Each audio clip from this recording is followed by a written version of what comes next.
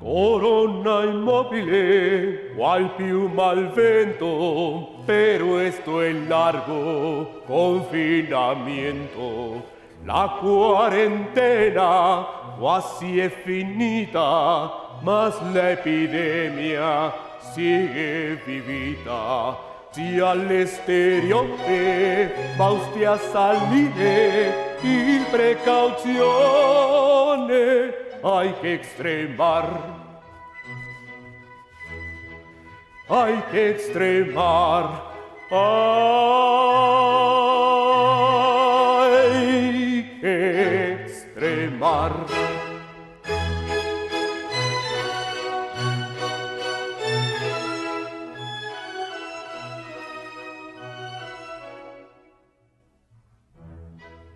La curvatura quasi applanata, il contagiati della cingata. Si a lavorare deve salire, o a pendegliarse, non descuidarse.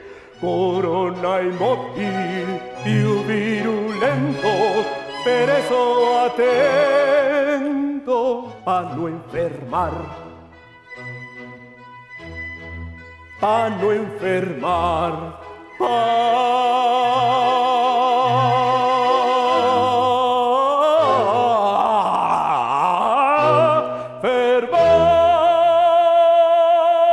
Enfermar.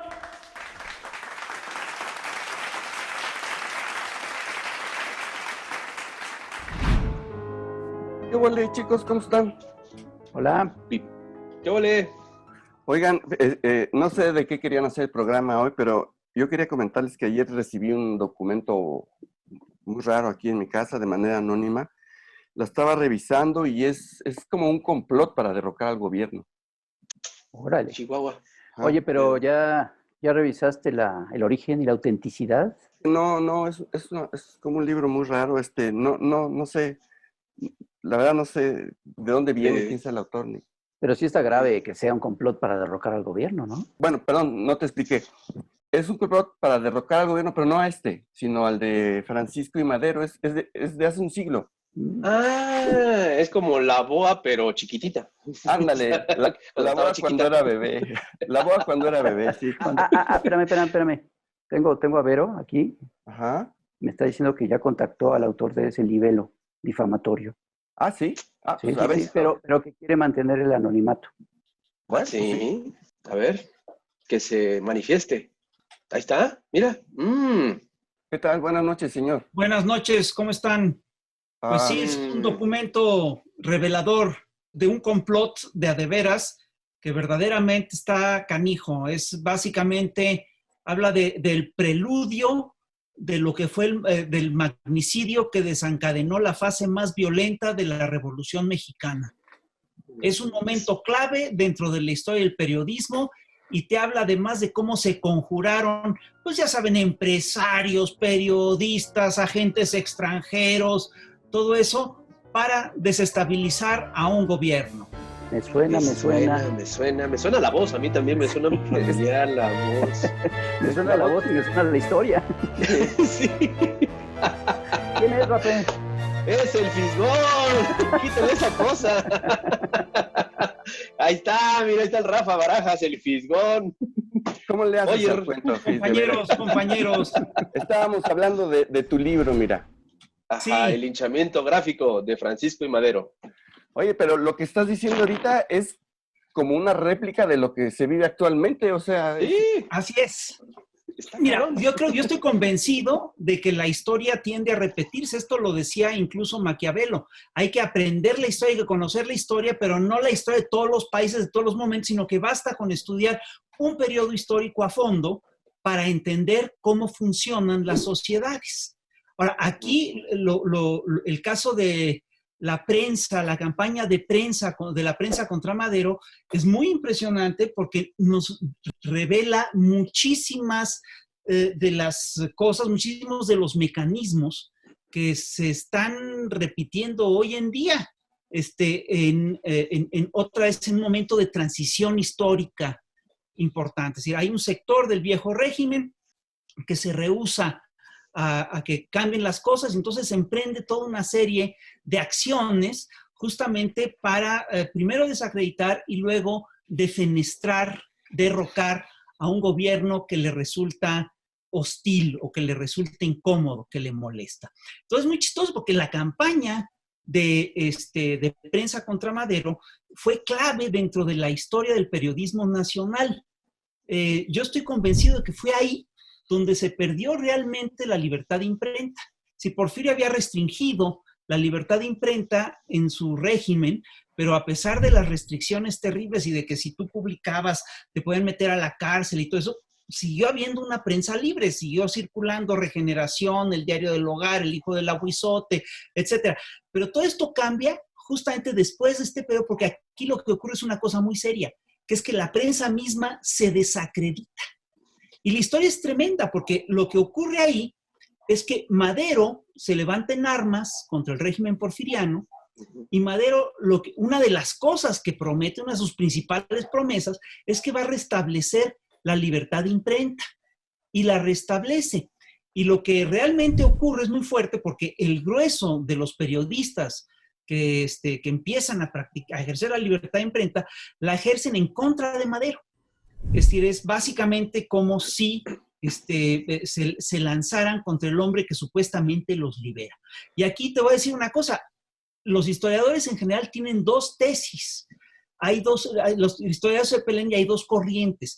Hay unos historiadores que ven este episodio básicamente como un acto de irresponsabilidad colectiva, como si de repente todos los periodistas hubieran enloquecido de la misma manera, se hubieran lanzado así irresponsablemente para atacar a medios, como si no hubieran sabido qué hacer con tanta libertad, ¿no? Lo cual además sería un indicio de lo grave que es darle libertad a los periodistas. Y la otra hipótesis, la otra corriente de opinión, la otra corriente historiográfica, se plantea que en realidad se trató de una campaña organizada por grupos de interés del viejo régimen. Lo cual suena más creíble, ¿no? Así es. Entonces yo me metí a la investigación y pues claro, para poder hacer esta investigación tienes que encontrar básicamente dos cosas. Primero, si la campaña o si la andanada de caricaturas tiene, porque fue sobre todo una campaña de caricaturas. Lo primero que tienes que ver es si esta andanada tiene una lógica interna. Y la otra es que hay que rastrear de dónde vienen los equipos y de dónde salió el dinero de las publicaciones que atacaron a Madero.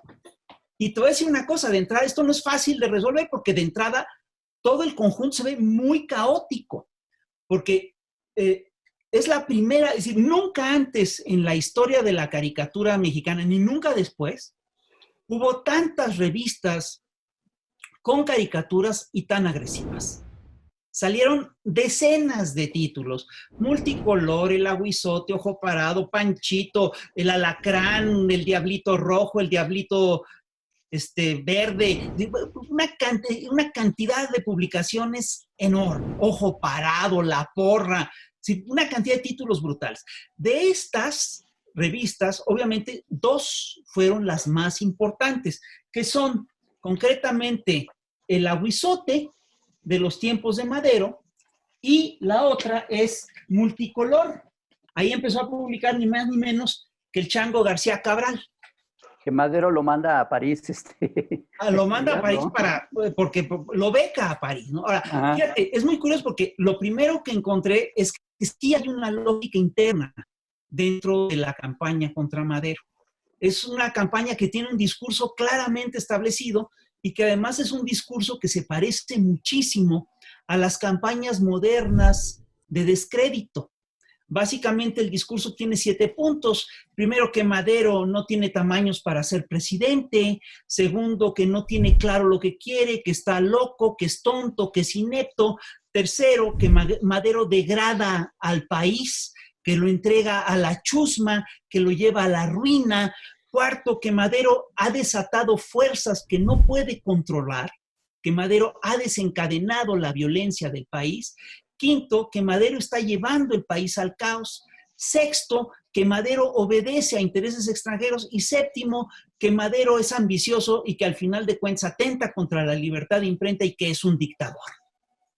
Oye, y también hay una defensa del porfiriato, ¿no? De la época del porfiriato. Decir, bueno, sí hubo errores, pero estábamos mucho mejor que ahora. Es como las películas de Don Susanito que después aparecieron en el cine. Eso también, por Exactamente. supuesto, que se da, ¿no? Con Ahora, Joaquín Pardavé. exactamente. Ahora, fíjate, lo que es muy delicado en este proceso, en esta historia, lo más complicado era rastrear de dónde venían los equipos y de dónde venía el dinero. Ay, no, pues esto suena muy interesante, pero tenemos que ir a la sección de Cintia Bolio la Chamuca y regresamos. Allá, No se vayan. claro.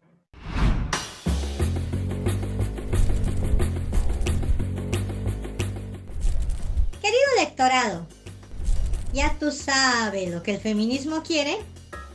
Porque los machos, que son los propagandistas del patriarcado, no. Claro que sabemos lo que quiere el feminismo. Es más, lo sabemos más que las feministas.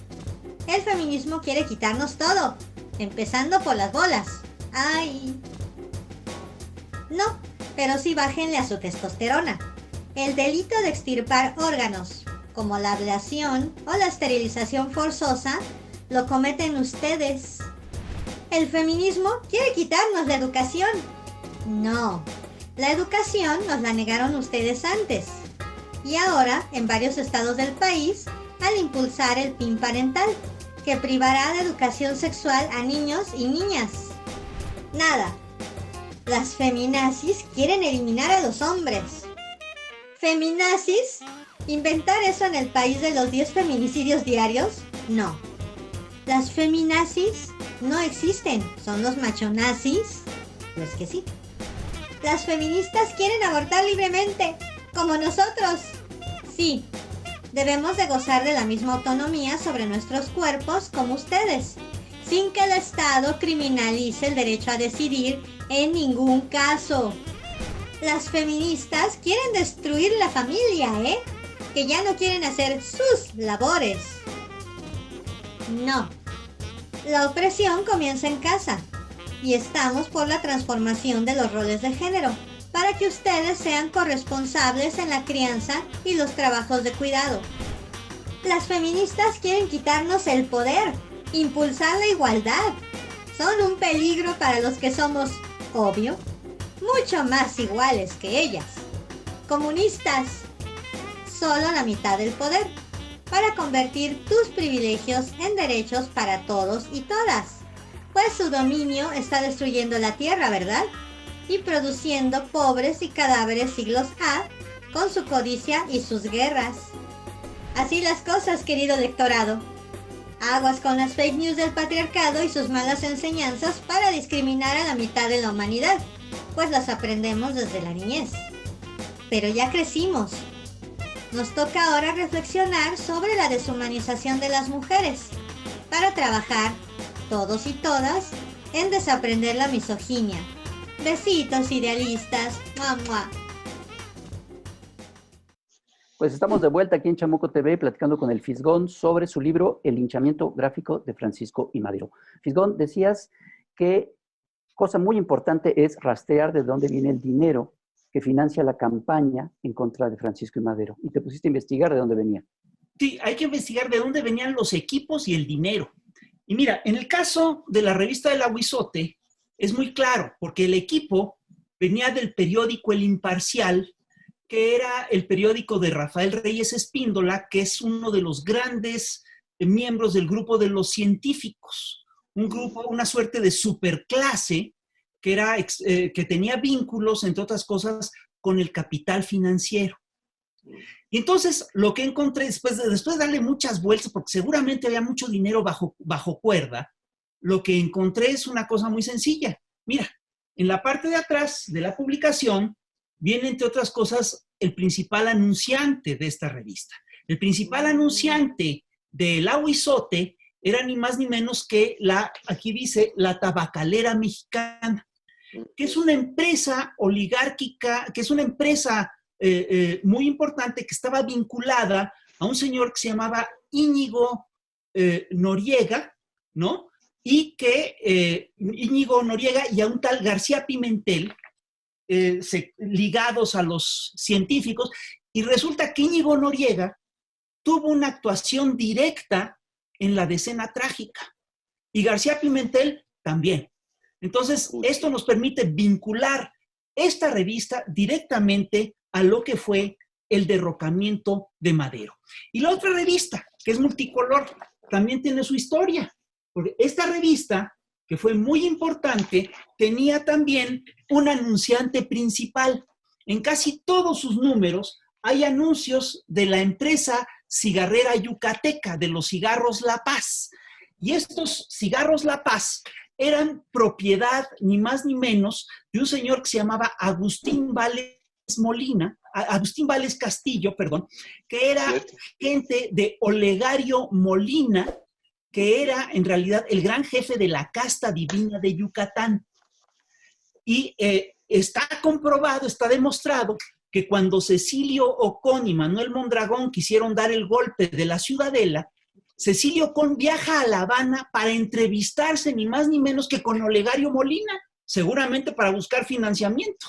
Entonces eso también nos permite vincular a la revista multicolor con el golpe de Estado contra Madero. Y la otra cosa que es muy curiosa, este equipo, el equipo tanto de dibujantes como de escritores, no venía tanto de la prensa, venía de la industria teatral.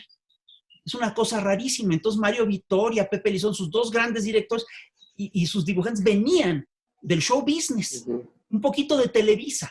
Entonces, ¿qué implica esto? Esto nos establece, fíjate, si tú revisas esta historia y la trasladas a los tiempos modernos, te das cuenta que efectivamente fue un golpe de Estado que se dio en gran medida a través de la prensa y en el cual participan de manera activa grupos empresariales ligados al antiguo régimen. ¿Les suena a algo parecido? Eso te iba a preguntar, o sea, ¿no te suena como que hay un reload, como le dicen,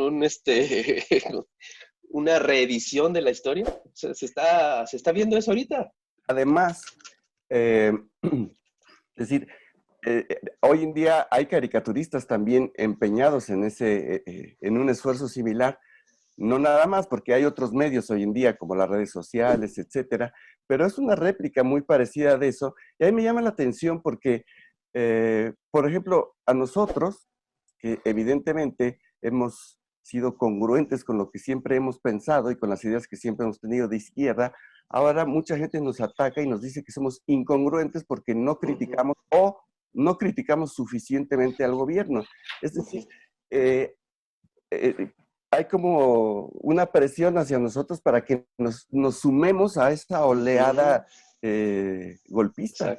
Sí, justamente una de las lecciones del linchamiento de Madero es que justamente no debemos caer en esos chantajes. Mira, detrás, además de este argumento, hay una suerte como de retraso moral muy impresionante. Es decir, hay una estupidez moral muy impresionante. Porque en general los humoristas suelen ser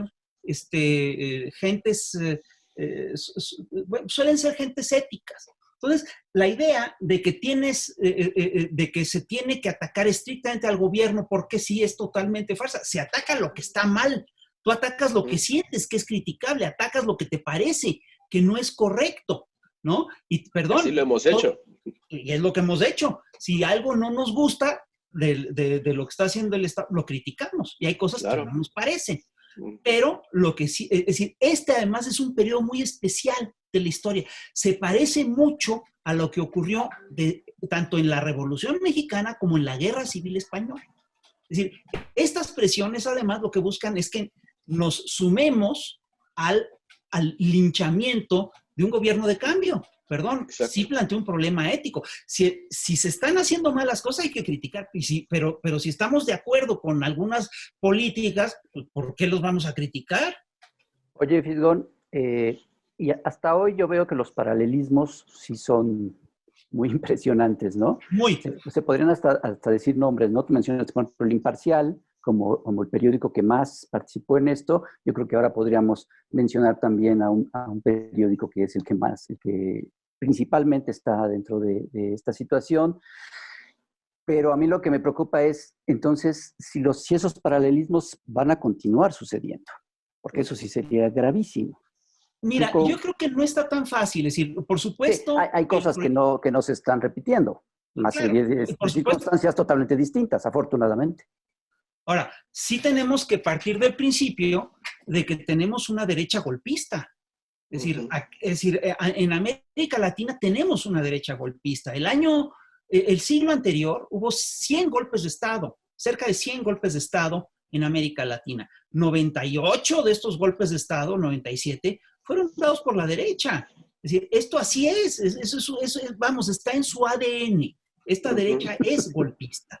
Ahora, sí tenemos que estudiar la historia, entre otras cosas, para sacar lecciones de ética de esa historia.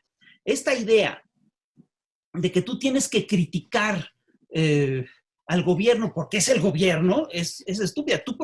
Uno critica o apoya proyectos políticos. Es decir, a mí, perdón, yo toda la vida critiqué el neoliberalismo porque me parecía cruel, porque me parecía salvaje, porque me parecía que propiciaba los negocios, los modelos de negocio delincuenciales, porque se generó un narcoestado, etcétera. Pero tú no puedes criticar de la misma manera a un funcionario honesto que a un funcionario corrupto. Si hay corrupción, hay que denunciarla. Si hay cosas ocultas, tienes que exigir transparencia. Y lo estamos haciendo. Sí, pero además hay que decir, cuando uno critica el poder no nada más es el poder político. Así es. Exacto. Es el poder económico, Exacto. que es el más fuerte, de hecho, que es el que domina el mundo, que es el neoliberalismo que acabas de mencionar. Está el poder mediático, el poder eclesiástico, sí, hay muchos tipos de poder. Y hay otro tema que es importante en esta historia, y es el siguiente, que es el tema del dinero. Es decir, que al final de cuentas, nosotros criticamos con mucha agresividad al periodismo oficialista, porque entre otras cosas era un periodismo mercenario. Hablaba bien de funcionarios que estaban vinculados a la delincuencia porque recibían un dinero y se hacían de la vista gorda ante ciertos hechos que eran tremendos. Y una de las cosas que te explica que se hicieran de la vista gorda es que eran muy bien pagados. Perdón, de eso no nos podrán acusar a nosotros. Pues no. Precisamente lo que vemos es que estos poderes que mencionó Toño y lo que acabas de mencionar, Rafa, es precisamente esa parte del país, esa parte del planeta que no tolera que alguien más tenga el control, que no toleran que alguien más tome decisiones, que se administre, ¿no? Que se administre el Estado, y eso es precisamente lo que está pasando ahorita. No toleran y van a tratar de recuperar el control del Estado para poder hacerse ricos a costa de la gente, a costa del Estado, a costa del gobierno. Así es, es el 1%, es el poder del 1% que concentra arriba del 60% de la riqueza mundial, ¿no? Es decir, ese es el problema. Entonces, cuando me dicen, ahora esos son la oposición, no, esos no son la oposición. Ese sector es el viejo establishment. Y obviamente estamos en un periodo de transición y yo estoy convencido de que hay dos poderes en juego. Es decir, el tema no es el gobierno en sí, el tema son las lógicas económicas que dominan, ¿no? Oye, Fisgón, y volviendo al tema de la prensa, López Obrador ha dicho muchas veces esta frase de que la prensa regule a la prensa, que es una frase de Lerdo de Tejada, si no mal recuerdo. Sí. Que la prensa corrige a la prensa. Y así le fue a Lerdo de Tejada, ¿no? ¿Tú cómo crees que puede suceder esto? ¿Sí puede la prensa regular a la prensa? Mira, yo creo que la prensa sí contribuye a regular a la prensa, pero en general tiene que ser la sociedad la que regula a la prensa. Y hay otros mecanismos para regular a la prensa. Yo creo que existe, por ejemplo, el mercado sí tiene una función en todo esto. Y sí está ocurriendo una cosa muy interesante en los tiempos actuales. Está ocurriendo algo muy parecido a lo que ocurrió en la década de los 50, que es que cambió la forma en la que la gente se informaba. Hasta la década de los 50, los periódicos eran lo que definía a la opinión pública en México. Con la aparición de la televisión pues y del peso que adquirió la radio, eso cambió radicalmente. Hoy en día esto también está cambiando. Hasta principios del siglo XXI, todo el grueso del público veía los noticieros de la televisión, aunque estuviera convencido de que no estaban diciendo la verdad. Pero así era, lo veían. Y hoy en día el grueso de la población o de la gente que busca enterarse no se entera a través de la televisión, aunque sí sigue teniendo un peso enorme en las zonas en las que las redes sociales no han permeado, en las que no llega el internet, etc. Pero el grueso de la población, un sector muy importante de la población, un sector significativo de la población, se informa básicamente a través de las redes sociales. Y esto, por supuesto, que está poniendo en crisis a los viejos modelos de medios que teníamos. Oigan, pues lamentablemente el tiempo se está acabando. Nos tenemos que despedir del público de la televisión. Tenemos que invitar a la gente a que vea este programa en YouTube, porque está buenísimo. Y a que adquieran el libro del FIS, porque está buenísimo. La verdad es increíble. Eres un historiador tremendo. O sea, no, ¿qué más quisiera yo? Qué bárbaro, porque contrapones autores, teorías y toda la cosa. Pero es que además este libro es un documento excepcional para entender el momento actual. Sí, señores. Así que bueno, pues mi querido Rafa, muchas gracias. Casi eres invitado de este programa. Pero como casi, es el invitado. No, soy un anónimo, acuérdate. Pero bueno, señoras y señores, cuídense mucho. Nos vemos a la próxima y ya lo sabe, no se pierda Chamuco TV. Compártanlo. Nos vemos.